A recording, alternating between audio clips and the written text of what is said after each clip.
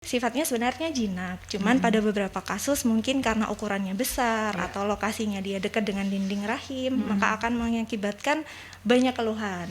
Bahwa miom itu sebenarnya tumor jinak dan dia sangat mungkin fungsi fertilitasnya masih sangat mungkin bisa kembali asalkan dia mungkin miomnya tidak terlalu besar, tidak mendesak dinding dalam rahimnya.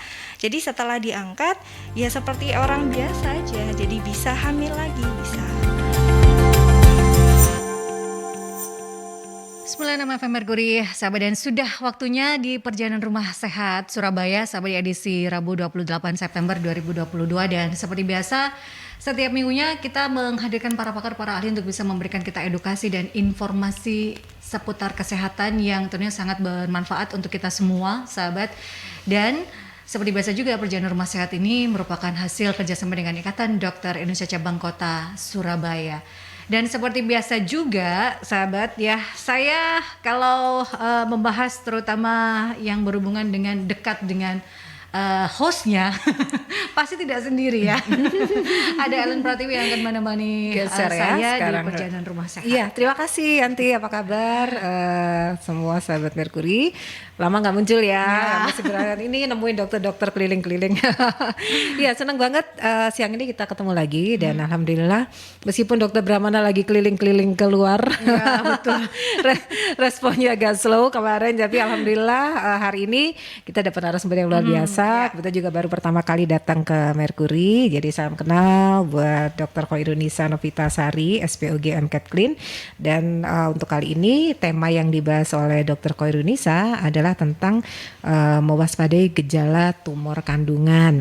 Nah, kita mungkin beberapa kali memang membicarakan tentang kondisi masalah-masalah di organ kandungan ya. Betul. Tetapi memang perlu diulang-ulang lagi nih, dan yang tumor kandungan ya masih belum ya, yang serviks, yang lain-lain mungkin udah sering banget. Mudah-mudahan bermanfaat ya. Yang sudah kita bahas adalah tumor indung telur dan lain sebagainya. Iya. Tapi untuk kandungan ini belum. Iya, betul. Dan ini mudah-mudahan menambah wawasan bagi sahabat Merkuri semuanya, bisa dibagi dan juga nanti YouTube-nya bisa di-share gitu ya. Di mana aja nih untuk bisa menyaksikan ini, Yanti? Ini bisa disaksikan kembali ya, Perjalanan Rumah Sehat Surabaya ini melalui YouTube channelnya Merkuri di Radio Merkuri 96 ya, sahabat, jadi subscribe terlebih dahulu. Dan Perjalanan Rumah Sehat Surabaya ini juga bisa Anda dengarkan melalui streaming di aplikasi On Air yang sudah bisa ada download baik itu di Play Store maupun juga di App Store, serta di websitenya Merkuri di www.merkurifm.id.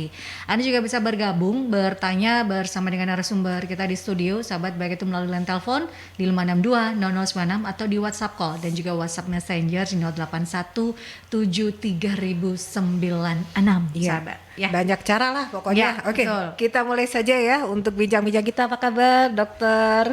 Panggilannya ini apa namanya? Bagus semua. Halo Mbak Ellen. Kalau di rumah sakit panggilannya dokter? Dokter Nisa. Dokter Nisa. Sebelumnya boleh saya nyapa dulu ya para pendengar ya. Oke. Assalamualaikum warahmatullahi wabarakatuh. Kata pepatah tak kenal maka tak sayang, jadi saya memperkenalkan diri dulu. Saya Dr. Khoirunisa, saya dokter spesialis kandungan. Para pendengar Radio Merkuri bisa memanggil saya Dr. Nisa. Dan kebetulan saat ini saya sedang bertugas di Rumah Sakit Dr. Sutomo dan di Rumah Sakit Mitra Keluarga Pondok Chandra.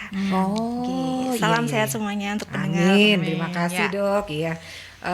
Kita ketemunya setelah pandemi agak reda ya dok ya. Alhamdulillah. Saya programnya dari 3 tahun dok. Jadi kita udah bersama-sama para dokter dari ID dan senang banget dokter Nisa bisa gabung sekarang ya. Oke dok, di sela-sela waktu kesibukannya terima kasih sudah hadir di sini. Yuk kita sharing-sharing informasi kepada masyarakat awam, pendengar-pendengar sahabat Merkuri ini ya.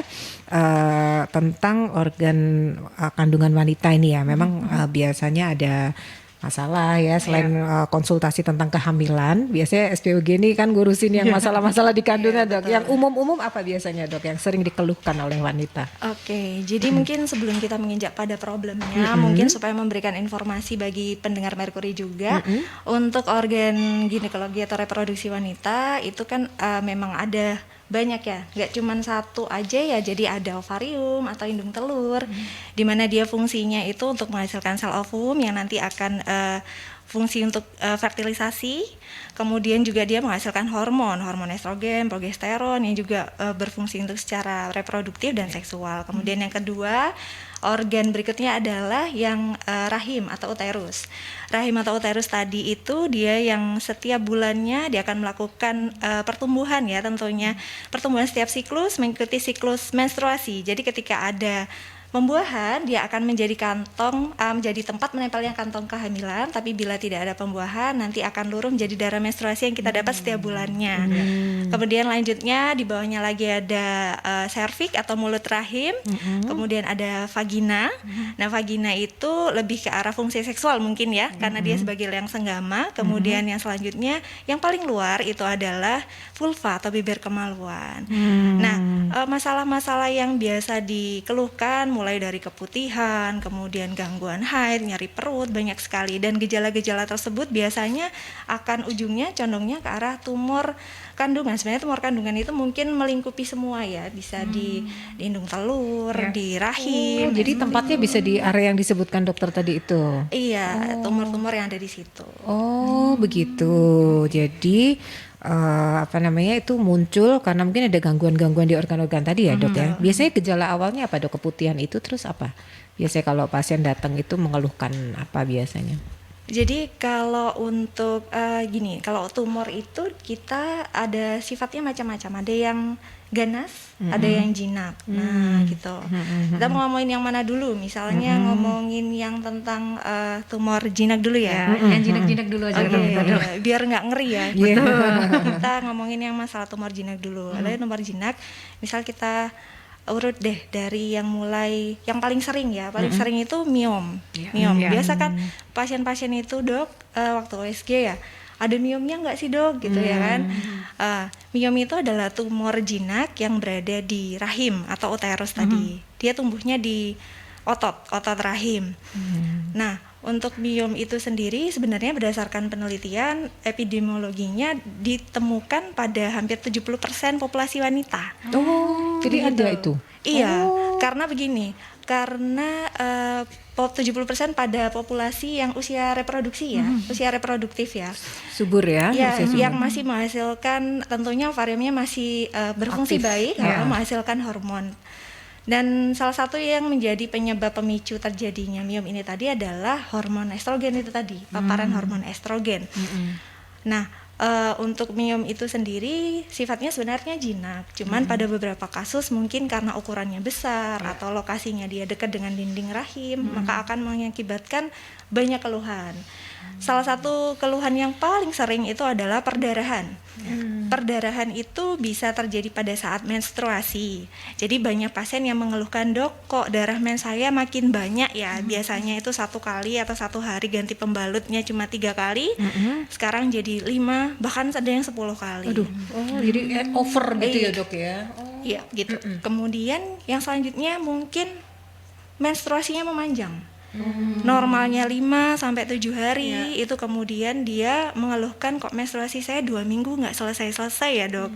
Nah, gitu. Itu juga, itu paling sering.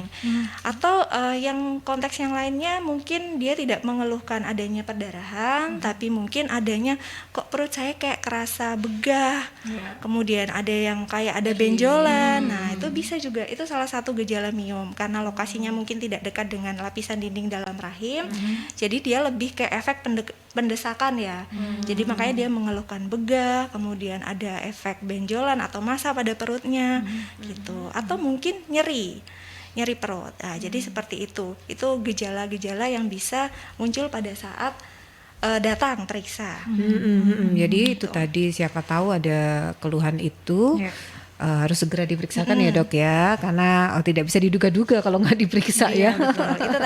Itu tadi hanya yang jinak ya. Iya, jinak yang pada rahim ya, kita bahas yang rahim ya. Terus kemudian kalau misalnya yang jinak pada indung telur nih. Oh, beda lagi. Oke, Ya. gimana kalau itu, Dok? Jadi kalau yang indung telur ini dia lebih banyak ditemukannya accidentally. Jadi kita belum ada keluhan, tapi pada saat kita periksa, mungkin pada saat pasutri yang baru nikah atau 1 tahun belum punya momongan, dia kan mau periksa ke dokter kandungan nih. Nah, ternyata ada kista ovarium. Nah, kista itu sendiri sebenarnya ada yang jinak, ada yang ganas. Tapi kalau yang jinak itu dia macam-macam penyebabnya. Kalau misalnya kecil, mungkin dia karena siklus menstruasi, jadi dia masih bisa menghilang karena proses hormonal tadi gitu. Tapi kalau misalnya dia sudah berubah menjadi kista coklat atau kista endometriosis, pastinya akan menimbulkan keluhan seperti nyeri saat haid, kemudian juga masalah infertilitas seperti itu tadi. Jadi beda lokasi, beda ininya, beratnya juga masalahnya nanti yang muncul juga akan berbeda ya. Kalau yang miom tadi masih memungkinkan untuk hamil ya, maksudnya tidak mengganggu fertilitas ya dok ya? Pada dasarnya sebenarnya untuk kista maupun miom itu dia masih ada kemungkinan untuk hamil untuk fertilitas ya, untuk subur ya. Ya, tergantung tadi dari ukurannya, kemudian dari lokasinya, kemudian tentunya dari usia pasiennya ya.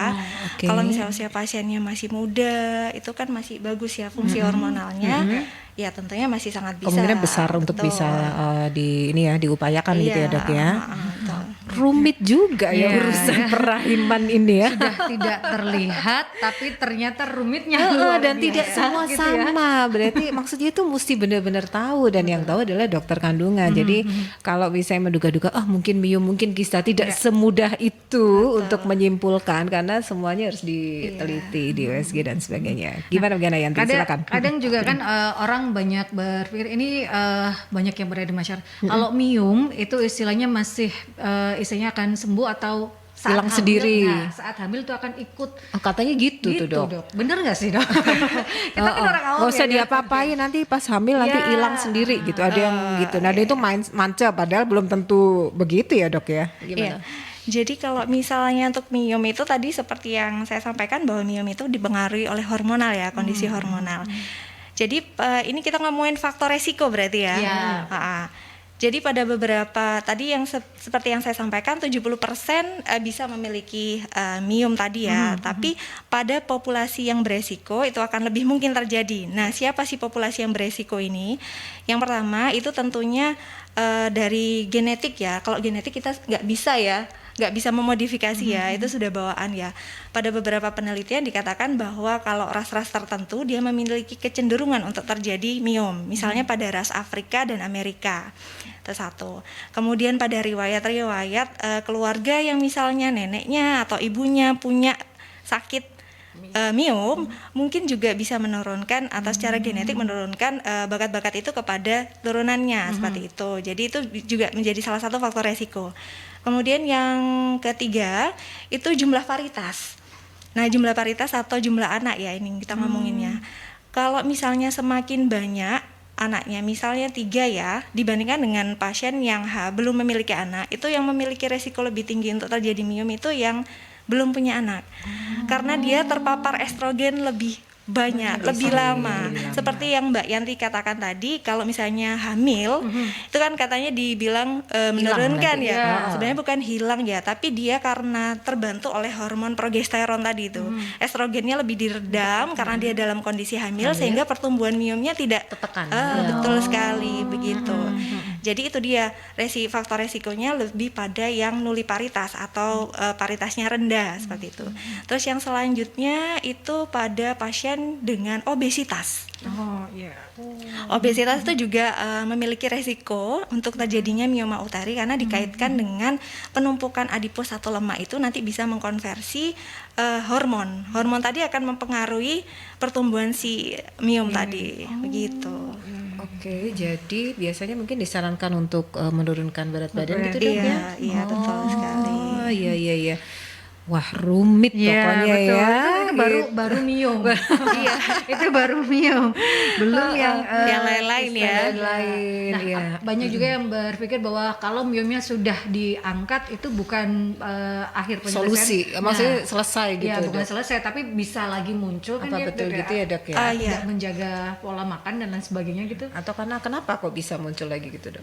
Jadi sebenarnya miom itu dia kan tumor jinak. Jadi tumor itu kan pertumbuhan jaringan yang abnormal ya.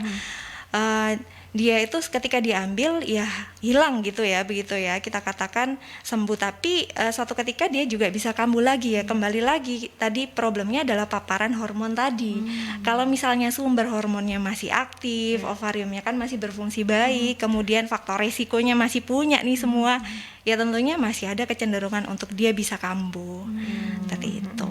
Dan solusinya untuk miom ini apakah harus selalu diangkat atau memperbaiki pola makan dan lain sebagainya itu akan bisa hilang dengan istilahnya menurun lah ya, Dok, mengecil gitu. Oke. Itu ada kemungkinan gitu nggak sih, Dok? Jadi kalau miom ya, Iya. itu balik lagi. Kita lihat dulu miomnya itu ukurannya seberapa nih. Terus habis itu lokasinya di mana. Kalau misalnya miomnya ketemu nih cuma 1 cm, ya nggak perlu harus operasi. Bisa kita follow up, evaluasi, pemeriksaan berkala, seperti itu. Tapi kalau misalnya miomnya 10 cm, terus sampai perdarahan, terus kalau menstruasi sampai HB-nya turun-turun, itu kan sangat membahayakan ya buat kita wanita. Apalagi kalau menstruasi darahnya banyak sekali gitu kan ya bahaya. Jadi ya itu salah satu indikasi kita harus melakukan tindakan. Memang tindakannya operasi, tapi tidak jangan dibayangkan kalau operasi itu rahimnya harus diangkat semua ya. Jadi ada beberapa kondisi yang memungkinkan kita untuk meninggalkan rahim hanya mengambil miomnya saja. Itu kita namakan tindakannya miomektomi. Demikian. Miomektomi, jadi ngambil miomnya aja. Iya, itu pada kasus-kasus misalnya usianya muda. Misalnya usia 28 tahun, kemudian anaknya masih 1, dia kepingin punya anak lagi. Itu kita usahakan semaksimal mungkin untuk mengambil miomnya saja. Jadi namanya miomektomi. Tapi kalau misalnya pada kondisi ternyata miomnya sudah sangat banyak, kemudian usianya sudah 45 tahun, kemudian anaknya sudah cukup ya 3 misalnya ya itu kita lebih sarankan untuk mengambil atau mengangkat rahimnya, itu histerektomi. Nah, supaya apa? Supaya mencegah adanya kekambuhan lagi dan supaya dia tidak ada keluhan yang tadi itu, yang perdarahan terus kayak gitu ya. Nah, kalau kondisi pengangkatan rahim itu nantinya akan mempengaruhi kualitas hidup seseorang perempuan nggak sih, Dok? Saat Untuk kedepannya gitu, gimana? Kalau walaupun itu sudah usia 40 tahun ke atas, apakah mempengaruhi, Dok? Jadi begini, kalau misalnya itu pada tumor yang kita dapatkan pada kandungan itu adalah miom ya, itu kan dia jinak. Kita akan mengangkat rahimnya, itu tentunya rahim yang bagian atas saja, yang bagian bawah kayak misalnya serviknya, vaginanya itu kan masih ada. Fungsi seksualnya masih bisa berfungsi dengan sangat baik. Apalagi kalau misalnya kedua ovariumnya atau indung telurnya baik kondisinya, berarti kan fungsi hormonalnya juga baik, estrogen masih ada, progesteron masih ada, jadi nggak ada masalah. Hanya saja mungkin ibu atau perempuan itu tadi karena rahimnya diangkat, dia sudah tidak bisa mengalami yang namanya datang bulan, gitu Mbak Yanti. Tapi kalau misalnya secara kualitas hidup itu sama dengan yang lainnya, gitu. Karena kan kalau wanita yang sudah menopause, tidak mens itu badannya sakit semua. Takutnya Katanya darahnya nggak bisa keluar gitu ya. Jadi mungkin ada apa namanya efek-efek gitu kali ya. Sebenarnya mungkin lebih ke psikis kali ya. Betul.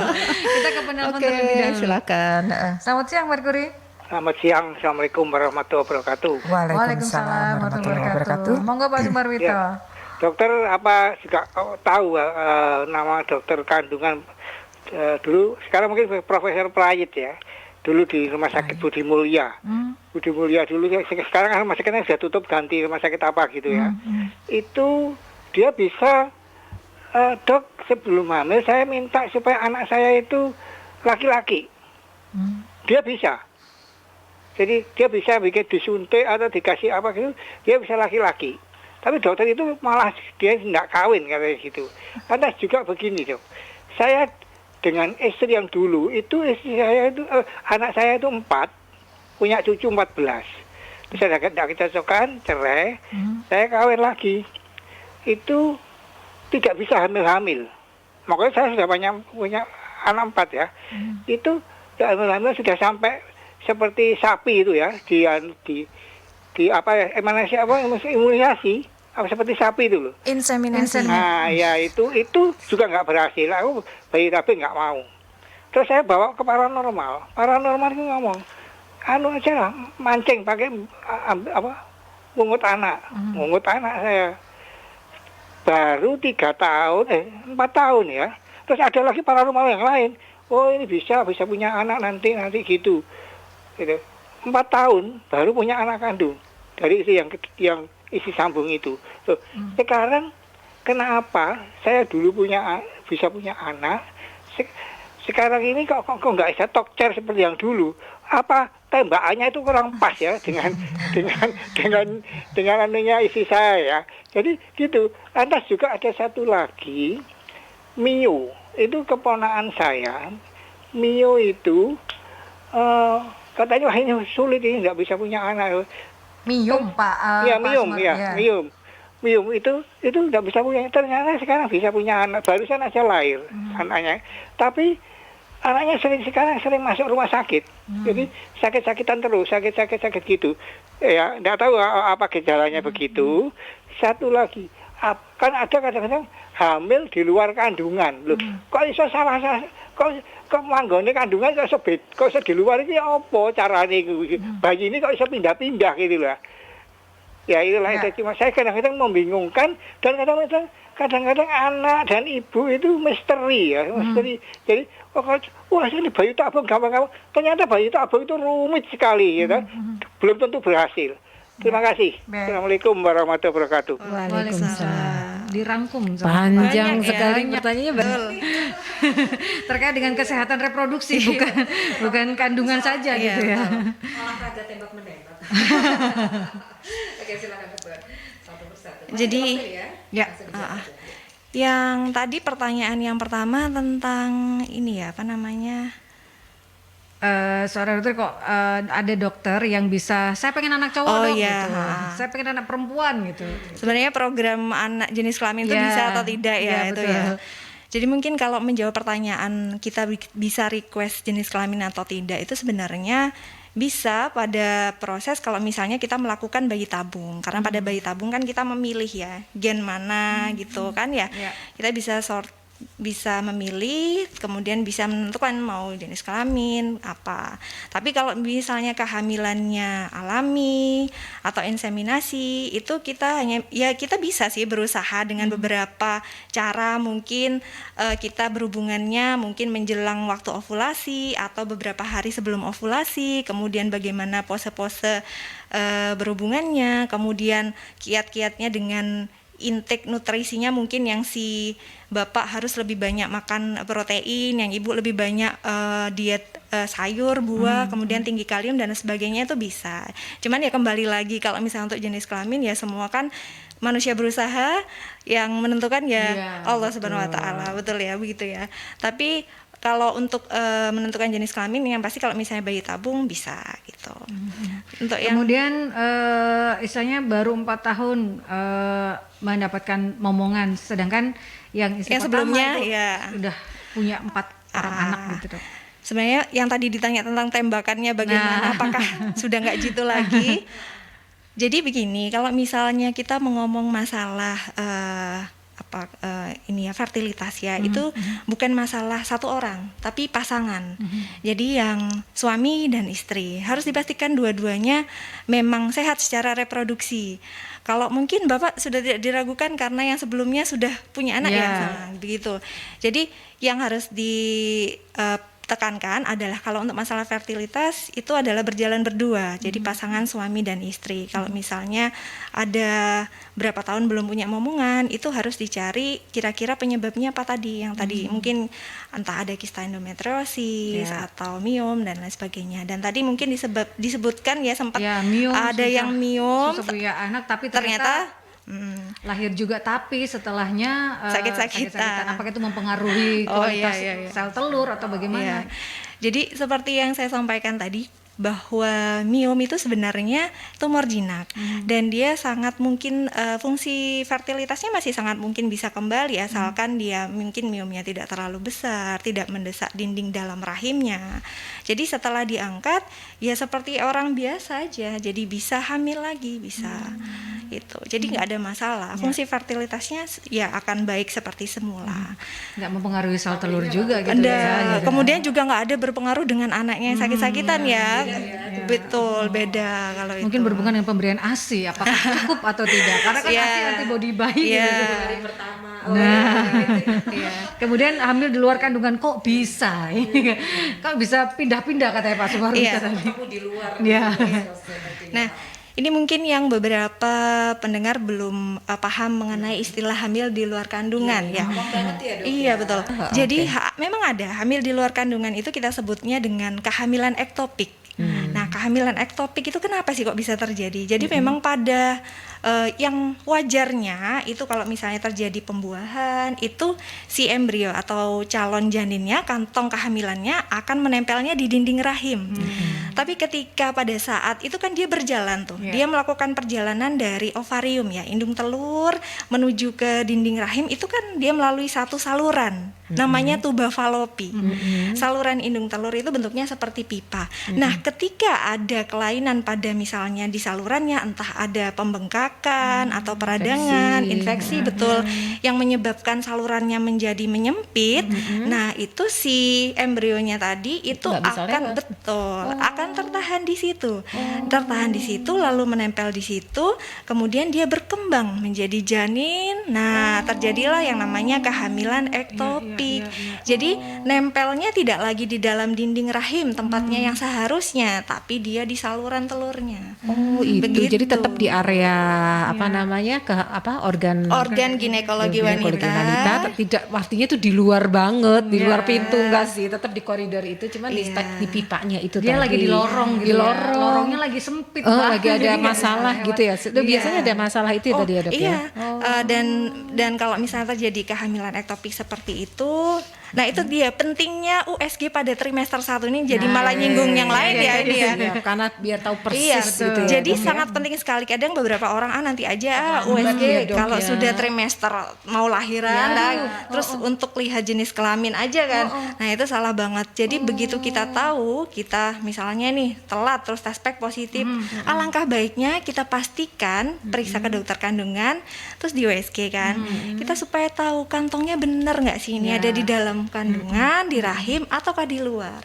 Karena kalau di luar ya kita harus segera lakukan tindakan karena kan berbahaya. Kalau misalnya dia pecah di salurannya tadi itu kan nanti kan menimbulkan perdarahan. Nah, perdarahan itu nanti biasanya keluhannya pasien datang dengan nyeri akut perut. Nah, Aduh, itu sakit banget pasti ya. Ya, nanti akhirnya jadi harus segera dilakukan operasi yang namanya laparotomi atau buka perut karena untuk mengevakuasi perdarahan di dalam itu tadi. Jangan sampai ya gitu ya. aduh, Jangan sampai aduh, terlambat ya. Ya. Ya begitulah para wanita. Ya. Yuk, periksa lebih dini. Itu yang membuat kita sebagai perempuan adalah istimewa gitu ya. Istimewa dan mesti aware, mesti peduli dengan pemeriksaan ya. Jadi nggak usah takut-takut ya. Oke. Jangan meremehkan juga Betul. nanti. Nah, itu yang harus juga Nanti. kita eliminasi hal seperti Iya. itu. Dan sahabat, kita ke jeda iklan terlebih dahulu. Jadi tetap stay tune di perjalanan Rumah Sehat Surabaya ini. Anda masih bisa bergabung untuk bertanya bersama dengan Dr. Nisa berkaitan dengan waspada gejala tumor kandungan di 562 0096 atau di WhatsApp dan WhatsApp Messenger di 08173009. 96 FM Merkuri, sahabat masih di perjalanan Rumah Sehat Surabaya di edisi Rabu 28 September 2022 ini bersama dengan Dr. Khairunisa Novitasari SPOG MCAT Clean ya. Sahabat, beliau merupakan spesialis obstetrik dan ginekologi, magister kedokteran klinik, dan kita kali ini membahas tema waspada gejala tumor kandungan, sahabat ya. Dan sudah banyak yang membuat kita akhirnya jadi luar biasa ya. Banyak masalah tapi tentunya solusinya juga beda-beda. Betul. Jadi kalau dengar-dengar sharing dari orang lain belum tentu kondisi kita sama ya. Jadi nggak usah heboh duluan. Gitu. Jadi lebih baik konsultasi ke ahlinya, ke Betul, spesialis iya, seperti itu, spesialis sahabat. kandungan, dan jangan terlalu lama. Kalau udah ada gejala di awal-awal segera saja diperiksakan. Oke, ada Ini pertanyaan sudah ada lagi? pertanyaan yang masuk dari antrian Bu ya. Rina. Apakah sering keguguran bisa menjadi penyebab terkena tumor kandungan ya, Dok? Ya. Sering keguguran. Oke. Sering keguguran ya. Jadi sebenarnya kalau ngomong masalah sering keguguran ini penyebabnya banyak ya Mbak Yanti ya. Jadi nggak hanya satu, banyak faktor. Salah satunya mungkin tumor kandungan bisa menjadi salah satu faktor penyebab tadi. Kalau misalnya tumor kandungannya itu tadi letaknya di bagian dinding dalamnya. Jadi ketika dia ada di bagian situ itu kan tempatnya. Jadi kan si rahim itu dia punya 3 lapisan. Ya namanya yang paling dalam itu endometrium, myometrium. Yang luarnya lagi myometrium itu yang lapisan ototnya tadi. Nah, kalau misalnya dia dekat dengan yang bagian dalam, jadi bagian endometrium ya tadi kan akan mengganggu saat proses penempelan si kantong kehamilan tadi. Nah, kalau penempelannya tidak sempurna kan dia akan gampang luruh tadi, gampang keguguran seperti itu. Tapi tumor kandungan tidak menjadi satu-satunya ya penyebab terjadinya keguguran berulang. Karena keguguran berulang itu kita juga harus periksa faktor yang lain, apakah ada infeksi misalnya seperti TORCH kayak gitu ya, toxo dan lain sebagainya. Kemudian apakah memang ada gangguan autoimun, itu juga bisa mempengaruhi. Terus apakah mungkin ada gangguan hormonal seperti hipertiroid atau hipotiroid, itu juga harus dicek seperti itu. Jadi memang banyak faktor ya, bukan berarti karena tumor rahim akhirnya ada masalah pada kandungannya, karena banyak faktor yang menyebabkan ya hal seperti itu. Nah, Dok, kalau bicara juga tentang asap asap rokok, Dok, alkohol, kemudian lifestyle, makanan tertentu, apakah ini juga bisa menjadi faktor pemicu orang, ini ya munculnya miom atau tumor itu? Apalagi kita melihat akhir-akhir ini di TikTok usia 22 tahun sudah harus kehilangan rahim, kemudian usia 30 tahun lebih muda gitu maksudnya kejadiannya gitu. Apakah itu pengaruh zaman sekarang lifestyle atau gimana, Dok? Ya, jadi begini, kalau misalnya tentang pengaruh alkohol dan merokok ya. Jadi kalau berdasarkan penelitian dan data yang sudah ada sebelumnya, bahwa sebenarnya tidak terlalu ada pengaruh yang signifikan ya peran alkohol maupun merokok ini dengan terjadinya tumor kandungan, baik miom ataupun mungkin jenis-jenis tumor yang lainnya. Cuman beberapa ada yang menyebutkan kalau misalnya pasien itu lebih sering meminum alkohol, ada beberapa penelitian yang memang menyebutkan bahwa sedikit meningkatkan risiko terjadinya mioma uteri.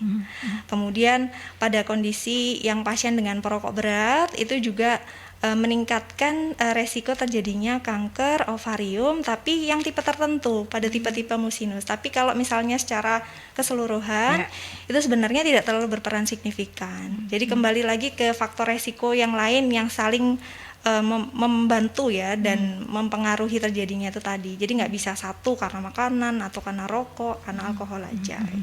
Oke. Iya. Karena memang penyebabnya ini beragam banget ya. Oke. Nah, siap. Ini Ada pertanyaan juga dari Ibu Siska.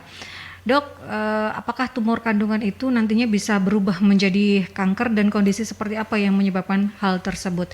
Nah, ini juga yang akan saya tanyakan. Ternyata Bu Siska sama Dok. Sudah duluan. Ya. Seperti apa nih, Dok? Tumor yang berubah menjadi kanker. Perjalanannya seperti apa dan sampai terdiagnosa bahwa itu sudah ada perubahan gitu, Dok. Oke.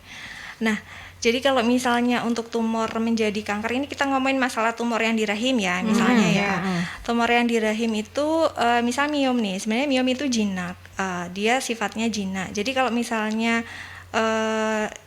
kalau transformasi dari jinak menuju ganas itu sebenarnya kalau miom itu hampir kecil ya, karena dia memang sifatnya jinak. Tapi kalau misalnya pada beberapa kasus nih yang lebih sering itu yang di bagian dalam endometrium, lapisan endometrium dari si rahim itu sendiri, itu ada beberapa pasien yang mengalami yang namanya penebalan atau hiperplasi. Gejalanya sama, perdarahan juga sama seperti itu. Nah, penelitian yang dilakukan sudah menunjukkan kalau misalnya pada kasus-kasus seperti penebalan atau hiperplasi itu ada kemungkinan untuk dia menjadi kanker endometrium. Jadi sekitar 8-29% kalau dari penelitian itu dia bisa berubah menjadi kanker endometrium gitu. Biasanya tuh pada kasus yang sering itu seperti kasus perdarahan pasca menopause. Jadi kan kalau pasien sudah menopause nih sebenarnya kan sudah nggak menstruasi lagi nih ya. Dalam jangka waktu 1 tahun tuh harusnya kan sudah nggak menstruasi. Nah itu dikatakan menopause. Nah ketika pasiennya sudah menopause, kemudian dia mengalami perdarahan pervaginam lagi, kok dok saya kok menstruasi lagi ya, lah itu harus harus hati-hati karena mungkin saja itu perdarahan itu tadi adalah satu tanda adanya penebalan dari endometrium tadi. Nah, penebalan endometrium tadi harus dipastikan apakah memang penebalan yang biasa atau mungkin yang sifatnya sudah ke arah keganasan. Jadi biasanya nanti kalau enggak di USG ya dipastikan dengan kuret ya, kuret. Kemudian diperiksa jaringan patologi anatominya di bawah mikroskop. Gitu. Nah, pemeriksaannya sendiri itu seperti apa dok? Ini menjawab pertanyaan dari Mbak Niken. Apakah screening kandungan perlu dilakukan sebelum melangsungkan pernikahan? Nah, screening ini pemeriksaannya seperti apa saja? Apakah mengecek rahim itu dok ya? Kalau untuk kanker serviks kan kita harus rutin pap smear dan sebagainya. Ya betul, kalau untuk tumor jinak atau ganas pada organ ginekologi itu sebenarnya yang paling bisa dicegah itu cuma satu ya, kanker serviks itu tadi, karena dia sudah jelas penyebabnya karena infeksi HPV, virus HPV, kemudian karena perjalanannya dari infeksi menjadi kanker tuh cukup panjang, karena dia harus melewati yang namanya lesi prakanker. Nah, lesi prakanker bisa kita deteksi dengan cara pap smear, IVA, seperti itu, sehingga kita bisa mencegah jangan sampai menjadi kanker invasif. Tapi kalau misalnya pada tumor-tumor yang lain, nah itu sampai saat ini belum ada metode screening yang ditetapkan yang mudah dan efektif untuk diterapkan untuk masyarakat luas. Sebenarnya belum ada. Yang lebih penting itu memang tadi awareness dari masing-masing diri kita. Jadi bagaimana kalau misalnya ada keluhan, jangan sungkan untuk langsung periksa, seperti itu. Kemudian ya itu bisa dilakukan juga kalau misalnya kita mau menikah, paling tidak kita sempatkan untuk ke dokter kandungan untuk ngecek bagaimana kondisi organ ginekologi, itu juga bisa menjadi salah satu alternatif. Ya, Gitu. itu juga. Jadi nggak ada screeningnya, tapi dari perjalanan durasi waktu menstruasinya nyeri atau tidak, itu awal-awal yang bisa diketahui di situ dulu ya. Oke. Nah, ini ada pertanyaan juga dari Mbak Dia untuk mencegah tumor rahim. Apakah ada rekomendasi makanan yang dianjurkan ya dok? Baik itu yang dihindari atau yang diperbanyak, dan apakah makanan yang pantangan atau tidak boleh sama sekali dikonsumsi dok? Oke. Kembali lagi tadi sudah sempat saya sebutkan ya, kalau misalnya makanan tidak terlalu membawa pengaruh yang signifikan untuk terjadinya tumor kandungan. Tapi kalau misalnya bertanya kira-kira makanan apa dok yang perlu direkomendasikan, kalau saya sih sangat merekomendasikan lebih banyak makan makanan yang sifatnya sebagai antioksidan. Ya, antioksidan itu seperti sayur, buah, itu dia kan akan paling tidak sedikit banyak akan membantu proses metabolisme yang terjadi pada sel. Itu kan kalau misalnya terjadi pertumbuhan abnormal pasti ada sesuatu kesalahan di sel gitu ya. Mungkin dia karena kurang apanya atau mungkin ada apanya sehingga dia tumbuhnya lebih cepat dari yang lainnya. Seperti kalau istilahnya kalau orang medis ngomong tuh mutasi lah. Nah, si antioksidan itu ya bisa lah dia mengurangi terjadinya seperti itu. Tapi ya nggak 100% ya. Kalau kita banyak makan sayur dan buah terus serta-merta langsung mencegah jaminan mutu. Iya, betul sekali. Karena sekali lagi 70% itu ditemukan memang, apalagi memang. Kita punya bakat semuanya. Iya, gitu betul. ya. Iya, Jadi saya sudah banyak makan sayur buah loh dok, sudah kiloan ya. Tapi kok masih gitu ya. Jadi memang ini ya bukan faktor yang sangat menentukan begitu. Nah dok, terkait dengan penanganan tumor kandungan saat ini, apakah sudah ada perkembangan di dunia kesehatan ini, karena orang mengiranya pasti kalau tumor kandungan pasti akan diangkat rahimnya dan lain sebagainya, atau sudah ada metode baru atau juga ada cara pengobatan baru, teknik-teknik baru mungkin dok? Oke, kalau untuk tata laksana itu kembali lagi ya tadi seperti di awal, tergantung dari kasusnya masing-masing pasien itu akan berbeda. Nggak semua tumor kandungan itu akan harus dilakukan operasi. Lihat-lihat dulu kalau misalnya dia ukurannya sangat kecil, 1 cm, nggak ada keluhan, perdarahan pun juga nggak ada, ya kita bisa follow up. Tapi kalau misalnya sudah banyak keluhan yang seperti tadi saya jelaskan sampai perdarahan dan lain sebagainya, ya harus dioperasi. Untuk saat ini sih kalau misalnya teknik atau tata laksananya yaitu ya bisa lewat terapi obat hormonal, evaluasi, atau yang yang satunya adalah terapi operatif atau operasi. Itu kalau yang tumor jinak ya. Tapi kalau misalnya kita ngomongin masalah kanker, untuk kanker di organ ginekologi wanita itu sebenarnya sekarang sudah banyak perkembangan ya. Tidak lagi hanya dengan operasi, kemudian kemo atau radiasi. Sekarang sudah ada yang namanya targeted therapy. Targeted therapy itu lebih ke precision medicine. Jadi lebih ke personal tiap masing-masing orang. Jadi lebih molekuler lagi. Kita melihat kira-kira kalau misalnya satu pasien ini sih, ini tuh masalahnya ada di mana sih? Apakah ada mutasi gen apa? Atau kita harus memotong di bagian mananya? Itu dia lebih molekuler lagi. Jadi yang namanya targeted therapy itu lebih spesifik lah gitu ya. Jadi dia bisa, salah satu obatnya mungkin dia bisa menghambat pertumbuhan vaskular yang baru pada sel kanker, sehingga sel kanker tadi nanti bisa terjadi apoptosis atau mati. Berhenti gitu ya. Terus yang kedua mungkin selain dari menghambat di vaskular, dia juga menghambat perbaikan dari DNA selnya si kanker tadi, sehingga dia nggak bisa memperbaiki dan memperbanyak diri, jadi bisa rusak mati. Oh gitu, itu yang terbaru itu ya dok ya? Sudah sampai ke arah precision itu medicine. Pemberiannya lewat injeksi atau obat atau gimana dok itu biasanya? Ada yang oral, ada yang injeksi, seperti itu. Oh begitu ya, ya syukurlah mudah-mudahan bisa lebih mudah lagi, karena terapi bagi pasien-pasien kanker itu agak sedikit membuat orang jadi frustasi begitu. Selain lama juga melelahkan gitu ya, ada rasa sakit juga barangkali dok ya. Nah ini kita yang dukung nih. pastinya ditanyakan juga oleh sahabat-sahabat Merkuri, kalau sudah terkena tumor kandungan, apakah kondisi sembuh atau normal kembali itu bisa terjadi dok? Sembuh ya, kalau misalnya kita ngomongin sembuh, mungkin pada kasus-kasus dengan tumor jinak ya, bisa kita ngomongin masalah sembuh. Misalnya miom tadi, miomnya diangkat, oke sudah hilang kan ya, berarti kita bisa katakan dia sembuh. Tapi kalau kita ngomongin sembuh pada pasien-pasien dengan keganasan, tumor yang ganas atau kanker, itu rasanya agak kurang bijaksana ya kalau kita ngomong sembuh, karena tidak ada 100% sembuh pada pasien dengan keganasan atau kanker. Yang ada yaitu periode dipertahankan gitu. Periode bebas kekambuhan atau periode bebas tumor. Yang ada itu. Jadi istilahnya targetnya itu menghambat sel itu tadi. Iya, betul. Jadi nggak ada yang terus hilang, nggak ada pengobatan, tetap dalam pemantauan kayak gitu. Setelah terapi tetap dalam pemantauan.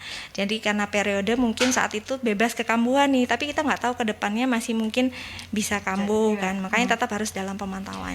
Jadi menurut dokter, kalau misalnya pasien dengan miom atau kanker ini, artinya terapinya itu kayak jantung atau yang lain seumur hidup atau gimana nih dok itu untuk perawatannya? Kalau untuk yang tumor jinak yang miom tadi enggak sih, sebenarnya enggak perlu harus seumur hidup. Tapi kalau yang untuk kanker rasanya memang perlu follow up ya. Follow up. Jadi bukan terapi obat-obatan seperti mungkin kalau penyakit darah tinggi, diabetes itu kan butuh konsumsi obat terus. Tapi kalau misalnya kanker setelah terapi selesai, itu kita butuh follow up. Follow up-nya mungkin pemeriksaan klinis, kita periksa dalam atau mungkin pemeriksaan CT scan untuk melihat apakah ada tumor tumbuh lagi atau tidak kayak jadi gitu. Lebih ke kontrol begitu ya dok ya. Kalau misalnya memang ada tanda-tanda kekambuhan, ya kita berikan terapi tambahan seperti itu. Iya, artinya tetap memeriksakan diri sampai kapanpun begitu ya. Apalagi sudah ada diagnosis seperti di ini, awalnya, jadi harus lebih lagi ya. Nah, harus dipantau terus ya berarti ya dok ya, jangan sampai lepas baju merah. Baju merah. Ya, sahabat perbincangan, kita masih ada satu segmen lagi ya di Perjalanan Rumah Sehat Surabaya ini, jadi terus stay tune di 96 FM Merkuri. 96 FM Merkuri, sahabat, masih di Perjalanan Rumah Sehat Surabaya ini, dan tidak terasa waktu sudah tidak banyak lagi di Perjalanan Rumah seru Sehat banget Surabaya. karena kita saking terbengong-bengongnya mendengar informasi dan apa yang disampaikan oleh Dr. Khairunisa, dan karena kita juga perempuan yang sangat peduli juga, mengingatkan juga mungkin yang udah lama nggak kontrol-kontrol, silakan, siapa tahu ya masih bisa dicegah dari sekarang. Yang waktunya pap smear, ayo pap smear, kemudian kemudian yang mungkin mau IFA, vaksin, dan- ya ini kan Iya. juga anak-anak juga udah mulai bisa Iya, vaksin betul. ya. Kalau di Surabaya ini Kelas bersyukur 5 dan banget kelas 6. karena pemerintah dari sejak zaman sebelumnya nih wali kota sebelumnya sudah mencanangkan vaksin buat anak-anak. Vaksin HPV ya. Iya, vaksin HPV untuk Bahkan anak-anak. sampai diadopsi nasional ya, Iya, vaksin ini ya. karena Iya, memang wajib.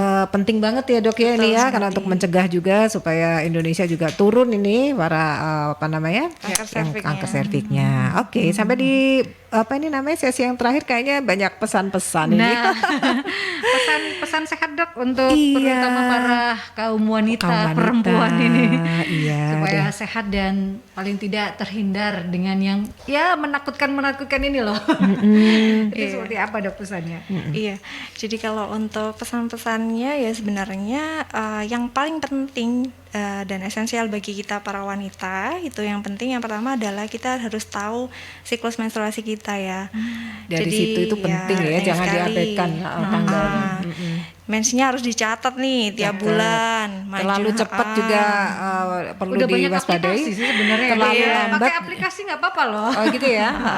Terus juga harus lebih aware kalau misal terjadi perubahan dari pola menstruasi, misal tadi yang seperti disebutkan, kalau misalnya terjadi perdarahannya jauh lebih banyak, misalnya ganti pembalutnya lebih sering. Sering tuh bukan karena risih ya, tapi karena penuh ya.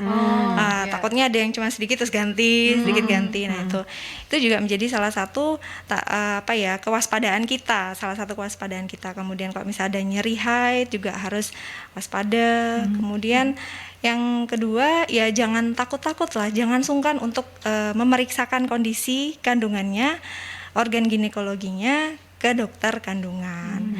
Jadi lebih baik mau sekarang mau nanti, toh kalau memang ada kelainan kan pasti akan ketahuan. Iya, Lebih baik kan tahu lebih awal, bisa dilakukan tata laksana lebih dini supaya nanti prognosisnya lebih baik. Jadi early detection, early treat dan best prognosis gitu ya. Nggak usah malu ke dokter kandungan nanti dikira hamil.